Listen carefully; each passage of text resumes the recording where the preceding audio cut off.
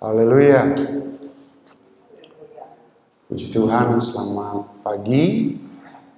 Jemaat yang diberkati Tuhan. Di tempat ini kembali kita menikmati hadirat Allah.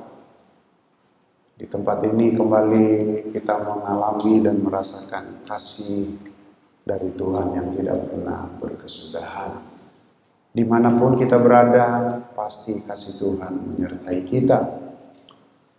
Dan rasa syukur kepada Tuhan kalau hari ini baik ibadah pagi yang pertama dan yang kedua kali ini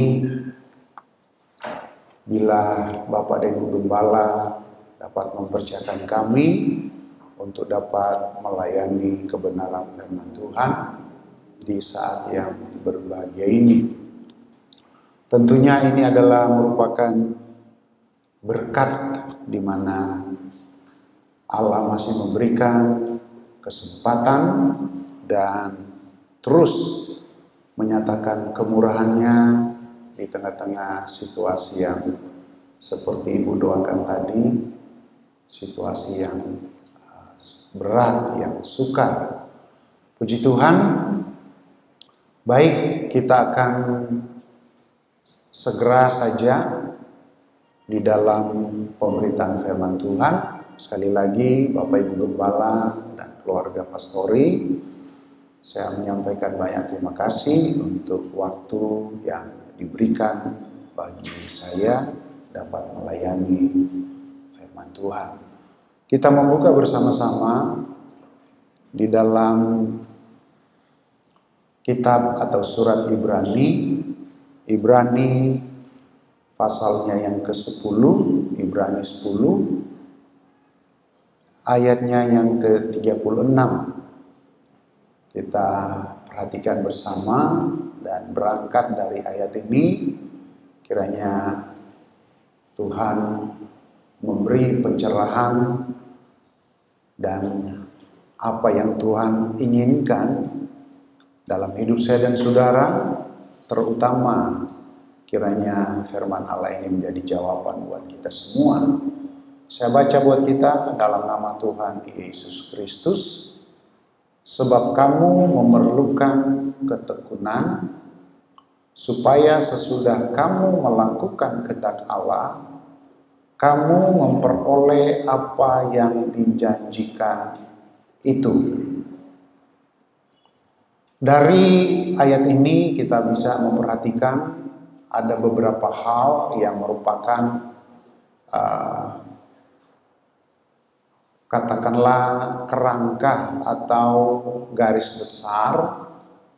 Yang pertama dikatakan di sini bahwa Tuhan memberikan kita memperoleh janji-janji.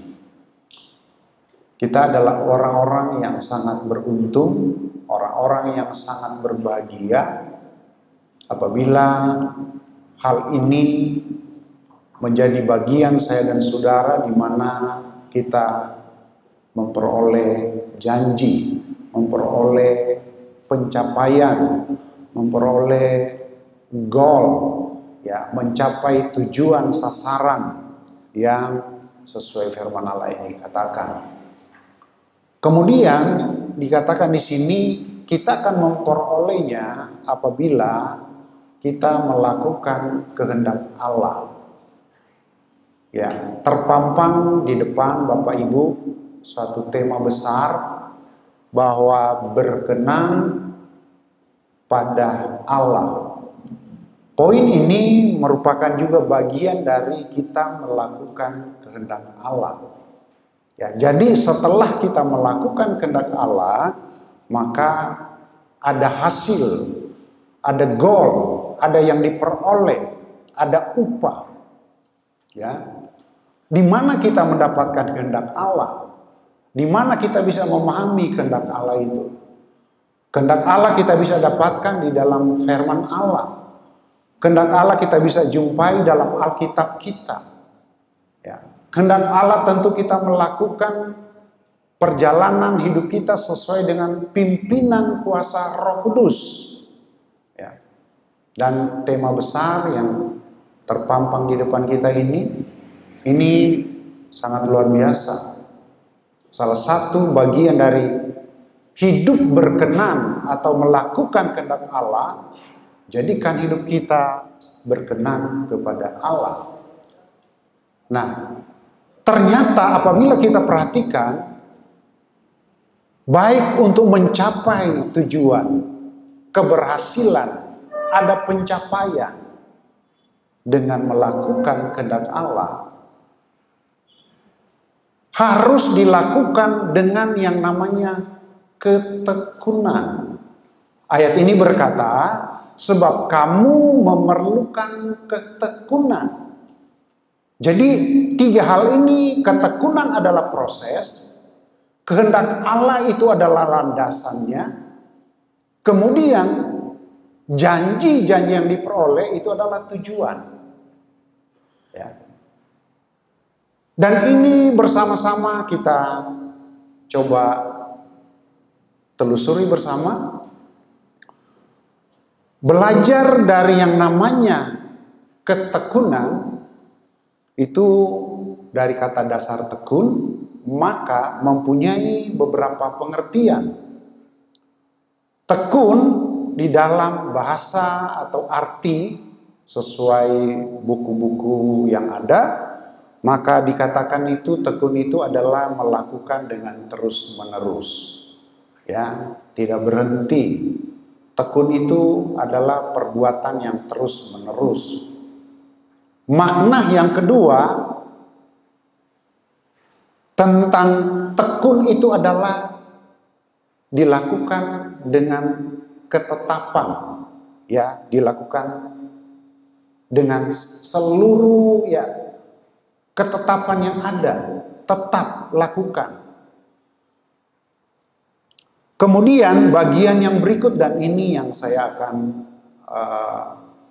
share, bagikan untuk kita jemaat di tempat ini, jemaat yang mengasihi Tuhan, yaitu tahan banting dan tidak mudah menyerah. Jadi ada 4 poin dari mungkin sekian banyak poin menurut arti dari tekun ini, yang terus menerus, tetap, kemudian tahan banting dan tidak mudah menyerah. Saya memberi penekanan di dalam 2 ini saja, yaitu tahan banting dan tidak mudah menyerah. Pertama, tahan banting, kita coba belajar dari ya bola ya, bola basket. Bola basket itu pemainnya sekian banyak, kemudian olahraga bola basket ini cukup digandrungin ya, dan banyak yang suka untuk olahraga bola basket. Ada juga dari sekian banyak contoh tentang bola, tapi saya ambil saja bola basket ya. Bola basket itu setiap ditekan, setiap dilempar, saudara, sekuat tekanan yang kita lakukan, kita banting, begitu juga dia pantulan lompatannya akan terjadi. Ya, itu tahan banting. Dan ternyata dia tidak pecah. Ya, tidak pecah. Lecet mungkin iya. Ya, lecet mungkin pasti. Kotor apalagi. Ya, kalau istilah kita sing-singkan lengan kan, berarti kita siap untuk segala sesuatu ya. Kita berkotor-kotor pakaian kita karena bekerja, tuntutan, tanggung jawab. Ya. Tidak seperti kebanyakan orang mungkin ya, pelihara kuku terus, pasang kuteks di kuku. Ya, itu tidak salah, saudara ya. Ya sejauh masih kita bisa pakai lah nggak apa-apa. Tapi kalau konteks ini saudara, ya terkadang sudah compang-camping, baju bagus, tapi tuntutan tanggung jawab kita sudah nggak peduli saudara. Tiba-tiba, udah kotor. Kenapa? Karena melakukan tugas. Ya. Nah, bola basket tahan banting. Dipukul, dibanting, dia semakin tinggi lompatannya, pantulan dia melompat itu begitu luar biasa. Dan yang saya coba untuk merenungkan juga di sini bahwa dia nggak berubah, dia tetap bola basket, saudara. Ya. Eksistensinya dia tetap tidak berubah wujud. Tadi saya sudah katakan lecet mungkin iya, jadi kotor, kemudian dibersihkan lagi, itu pasti. Ya. Nah, kekristenan kita, kalau kita mau dapatkan hasil, tujuan, goal yang janji-janji Tuhan sediakan bagi kita, ternyata tidak cukup kita melakukan kehendak Allah tetapi puas dan berhenti. Tidak. Harus dilakukan dengan ketekunan. Pembahasan kita kali ini adalah tahan banting. Kalau mungkin dia punya namanya mulut bisa bicara, dia akan teriak sakit. Ya. Kok saya dibanting seperti ini? Dia mungkin akan teriak, cukup. Mungkin seperti itu. Tapi luar biasa.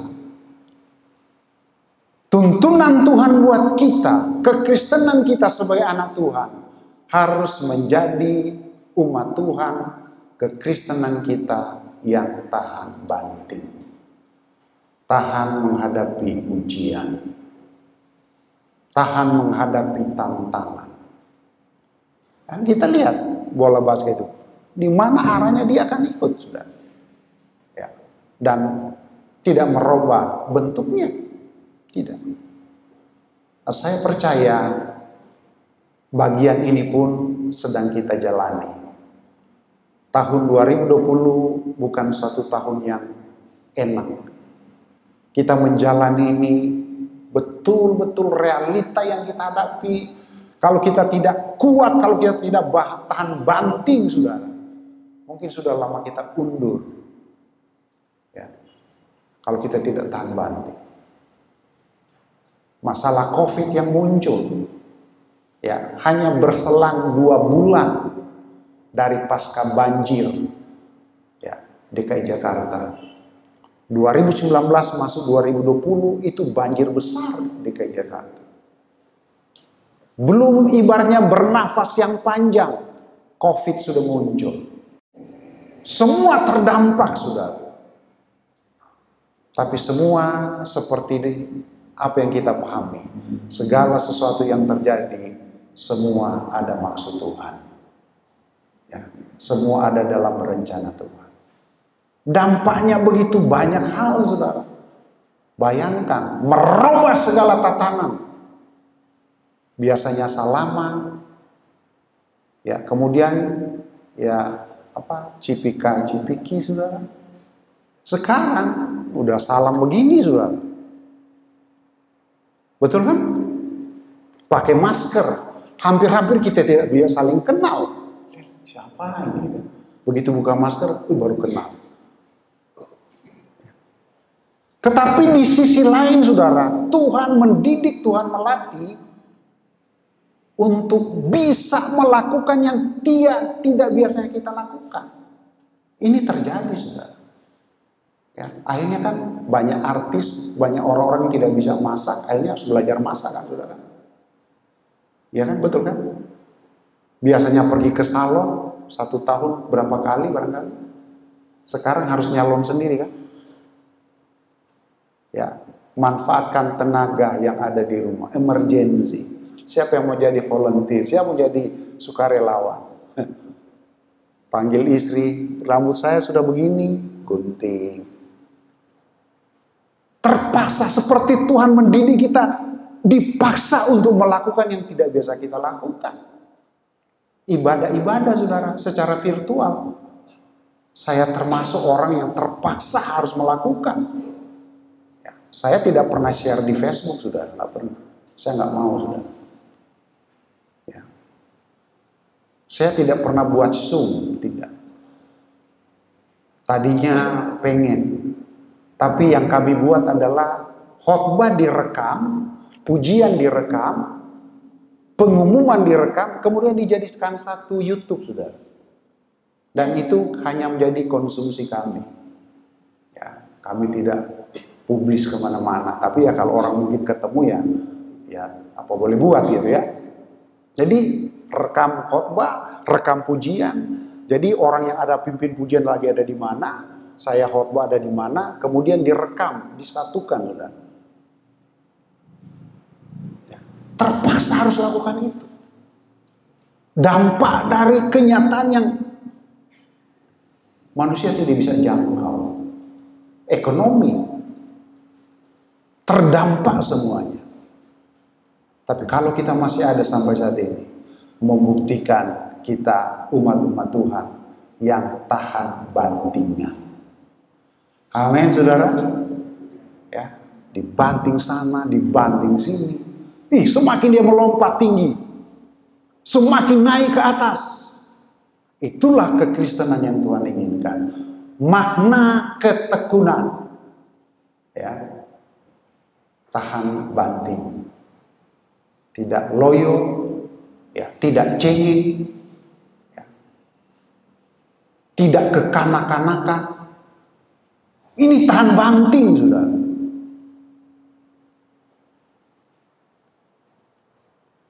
Tuhan percayakan pelayanan kami layani dalam perintisan pelayanan pekerjaan Tuhan.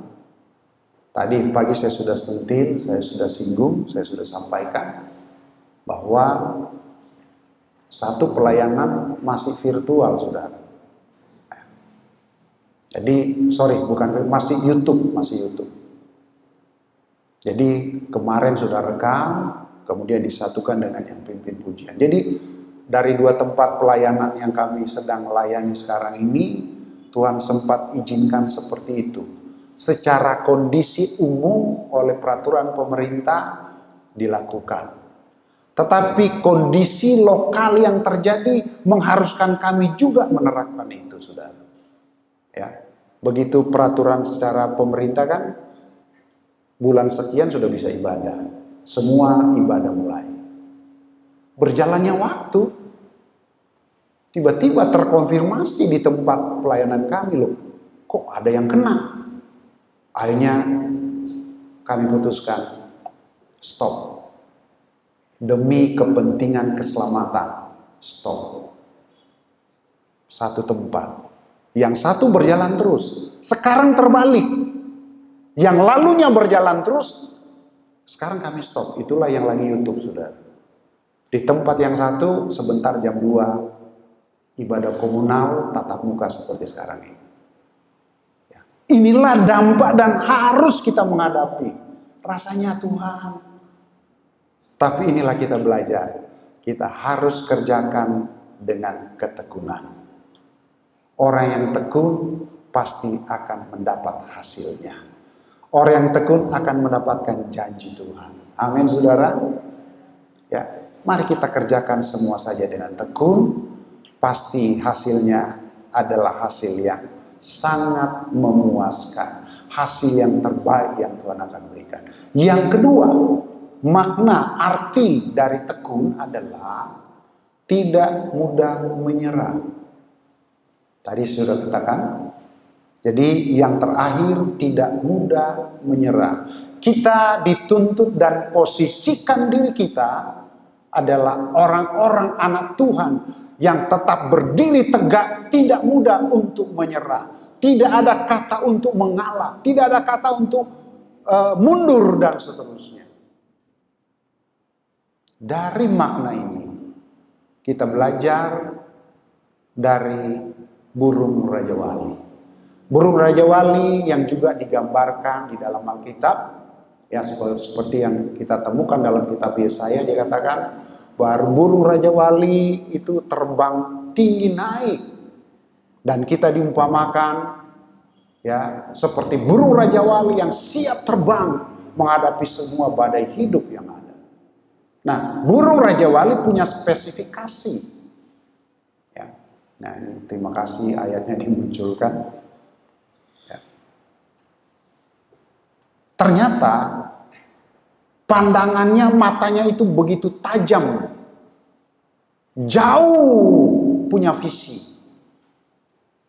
Ya. Ada perbedaan yang mencolok dengan kita manusia. Ya. Firman Allah dengan jelas berkata bahwa kita manusia ini adalah ciptaan Allah, ciptaan yang termulia menurut rupa dan gambar Allah. Ya. Di dalam pemahaman yang lain diterjemahkan rupa dan gambar, yaitu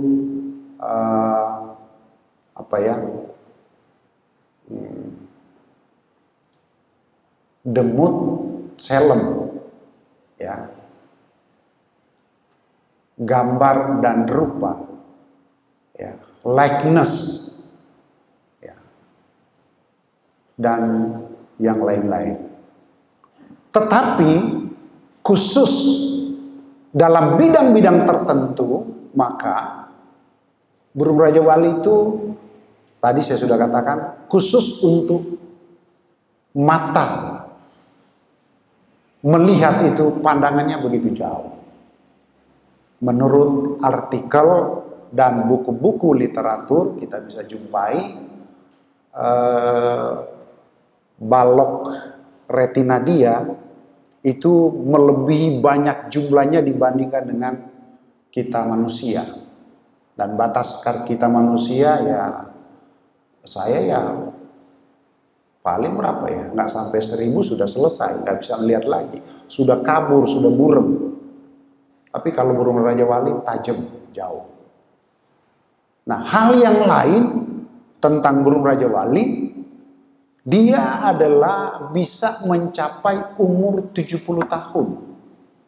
Ini salah satu ya yang dimiliki oleh burung Raja Wali. Sekalipun 70 tahun ini dijalani dengan fase tertentu. Secara umum hanya sampai 40 tahun. Untuk capai ke fase 70 tahun, fase kedua, ada satu proses yang harus dijalani. Seperti ini ceritanya, seperti ini kalau kita pelajari. Parunya ketika mau masuk sudah mulai tua, parunya itu begitu tumbuh, dia panjang, kemudian dia mulai melingkar. Nah, kalau dia sudah mulai melingkar, otomatis terjadi yang namanya kesulitan untuk makan. Otomatis itu. Kalau parunya sudah mulai bengkok, dia mau makan di mana sudah. Kedua, sayap-sayapnya, bulunya itu mulai tipis, tidak tebal lagi. Sementara kita tahu kekuatan untuk dia terbang, bulunya harus tebal.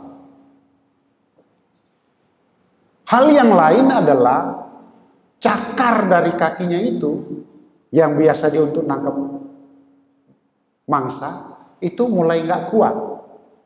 Nah, untuk sampai kepada 40 tahun ini, dia akan mengambil keputusan pribadinya. Dia akan masuk ke sampai 70 tahun atau tidak. Ya, itu menurut buku pintar. Dia harus mengambil keputusan bersikap, sudahlah kalau enggak saya mati saja. Saya sampai di sini saja. Tetapi apabila dia ingin sampai ke 70 tahun, dia harus mengambil tindakan, ya katakanlah bahasanya transformasi diri, terjadi perubahan. Ya.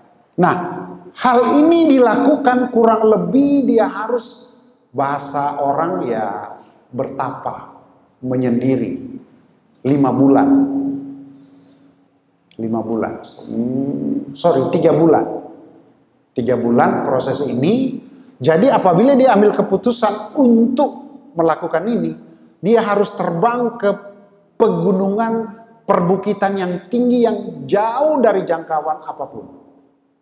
Disitulah selama 3 bulan dia taruh parunya itu dijepit di batu.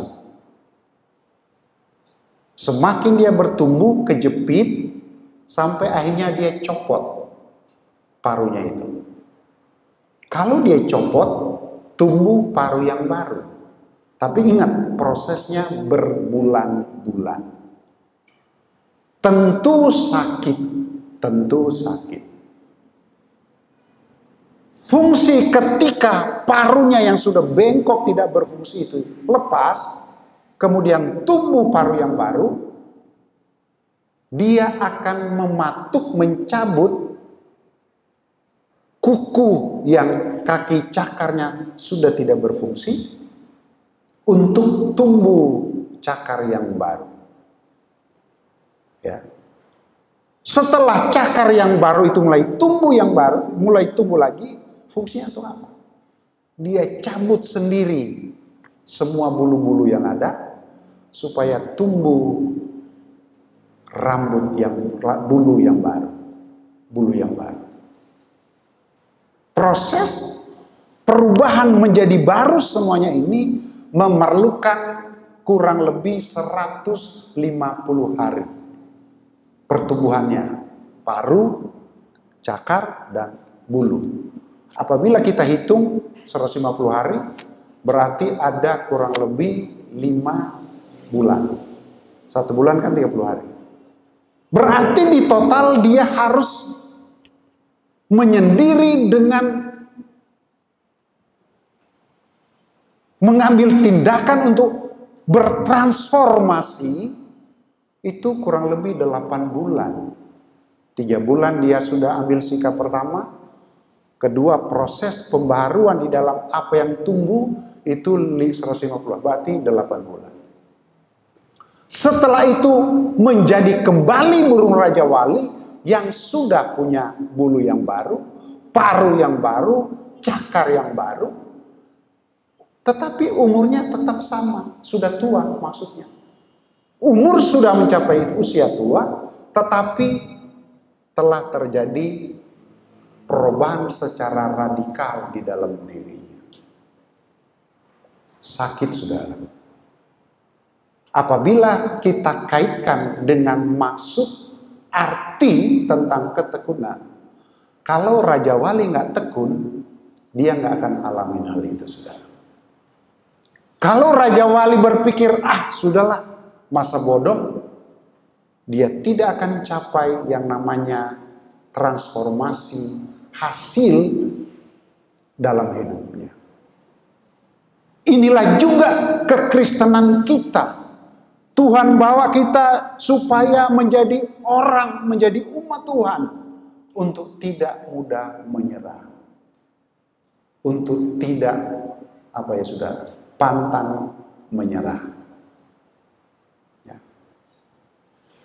Menyerah ini, berserah ini dengan bermasa bodoh itu berbeda, saudara. Ya. Nah, saya percaya kesulitan yang kita hadapi Tuhan izinkan supaya kita menjadi umat-umat yang tidak mudah menyerah. Menghadapi tantangan, menghadapi persoalan, menghadapi pergumulan, semua ada maksud Tuhan. Dan ketekunan ini perlu kita harus kerjakan. Kenapa? Proses ini nggak mudah, saudara. Tadi tahan banting, kedua jangan menyerah, jangan mundur. Kalau kita membaca kitab Ayub pasal yang kedua, ayat yang ke-9, kitab Ayub pasal 2 ayat yang ke-9.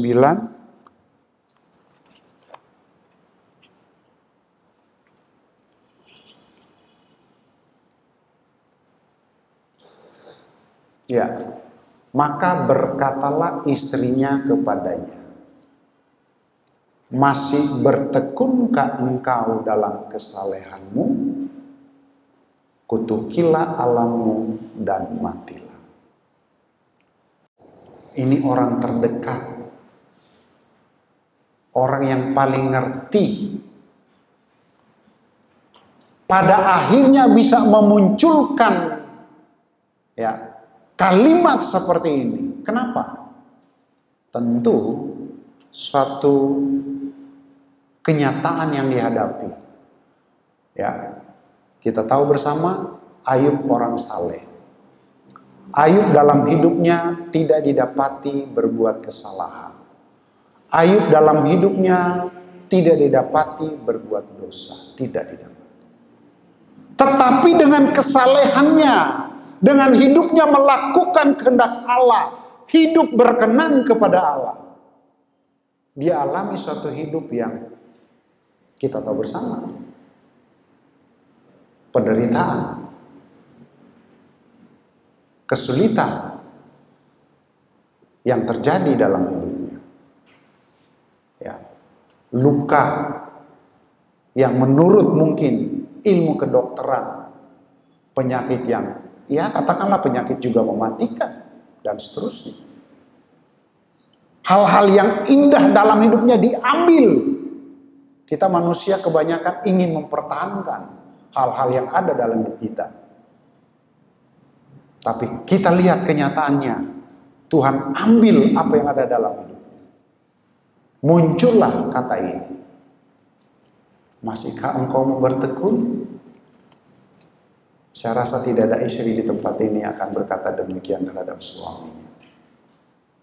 Sebaliknya juga suami-suami tidak akan pernah memunculkan kata ini terhadap istrinya. Anak-anak tidak akan berkata hal ini kepada orang tuanya. Orang-orang tua tidak akan berkata hal ini kepada anak. Karena kita memang harus bertekun dalam Tuhan. Amin, saudara. Kita memang harus bertekun.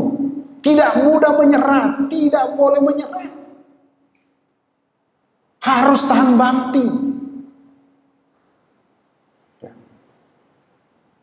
Apa kesulitan yang kita hadapi?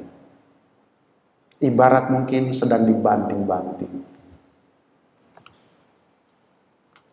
Ibarat mungkin prosesnya ada di balik batu.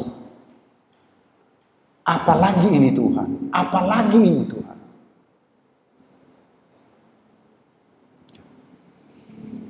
Tapi manakala kita bertahan, tidak menyerah, seperti digambarkan di dalam kehidupan burung raja wali, akan tumbuh paruh yang baru.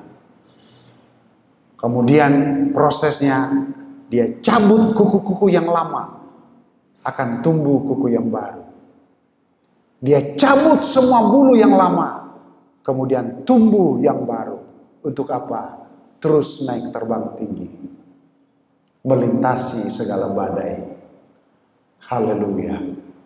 Hidup yang kita jalani, kita ada dibawa dalam suasana, situasi yang tidak bedanya dengan hal ini. Apa yang kita harus lakukan? Mari kita bertekun dalam Tuhan. Bertekun saja. Kenapa? Firman Allah berkata, Matius pasal 24 ayat 35, langit dan bumi ini akan berlalu, akan lenyap. Tapi orang yang hidup berkenan kepada Allah, orang yang melakukan kehendak Allah, yang semuanya kita bisa dapatkan di dalam firman Tuhan dalam Alkitab, dia katakan, langit dan bumi akan berlalu, tetapi perkataanku tidak akan berlalu. Termasuk orang-orang yang melakukan firman Allah. Kita harus bertekun, kita harus bertahan. Kenapa? Ada 4 hal dalam goal janji yang kita bisa raih. Tuhan menjawab segera. Mungkin pengalaman Bapak Ibu ada di dalam pertama ini. Berdoa, Tuhan saya punya cita-cita ini. Tuhan langsung kabulkan. Dapat. Tapi ada yang namanya lama, lambat. Tuhan, saya ini tiap hari berdoa Tuhan. Saya ini kan pelayanmu Tuhan.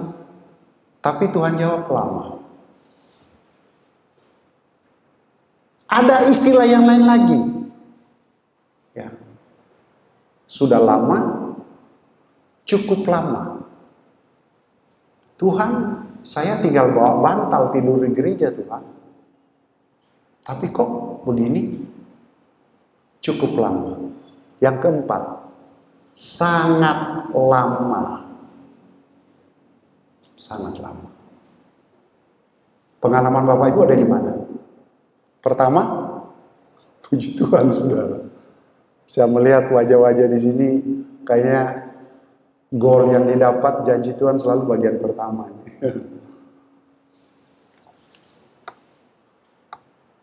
Saya kayaknya di 3 sini saudara. Lama. Ya, cukup lama. Terlalu lama. Apa kita harus menyerah? Enggak.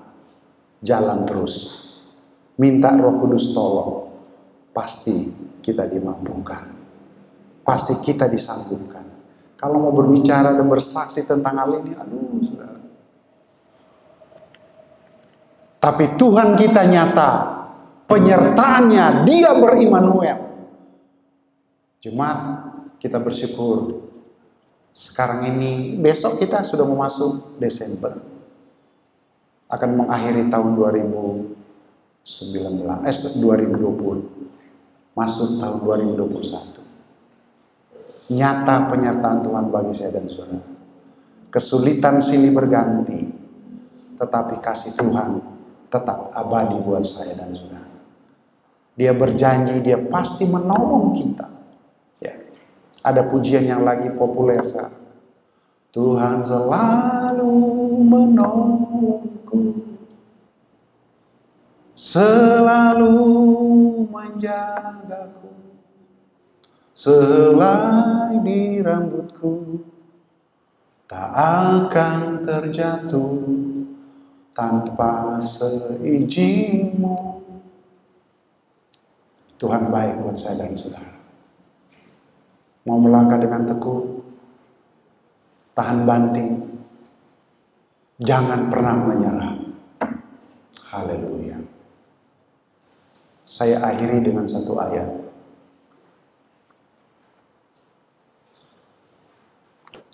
Yosua pasal 23. Katakanlah mungkin ini semua aspek apa yang kita hadapi dan jalani terangkum dalam semuanya ini. Yosua pasal 23 ayat 11. Maka demi nyawamu bertekunlah mengasihi Tuhan Allah. Jemaat Bapak Ibu yang saya kasih dalam Tuhan. Berbicara nyawa itu adalah berbicara hidup manusia. Firman Tuhan ini kata demi hidupmu. Ya, seluruh totalitas keberadaan kita. Hidup kita bukan hanya di dalam dunia. Apa artinya memiliki seluruh dunia tapi hidup kita binasa? Itu salah satu bagian yang Yesus ungkapkan. Oleh sebab itu dikatakan dalam ayat ini, tadi saya katakan merupakan rangkuman dari semua apa yang menjadi harapan dan tujuan kita. Janji-janji Tuhan berpusat kepada hidup kita. Ya, keberhasilan dan semuanya. Keselamatan. Dia katakan di sini, jangan menyerah, jangan berhenti. Ya, untuk apa? Terus mengasihi Tuhan.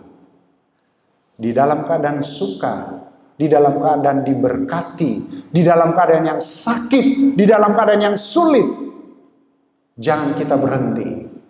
Mari kita tetap bertekun mengasihi Tuhan, melayani Tuhan, mengiring Tuhan. Haleluya, haleluya. Apa pergumulan kita hari-hari ini? Masalah pekerjaan anak-anak, betul. dampak dari COVID-19 ini jelas. Ekonomi kita, keuangan kita. Kita masih punya Tuhan, cukup untuk mengatasi persoalan saya dan saudara. Haleluya. Kiranya Tuhan memberkati kita. Mari kita datang kepada Dia.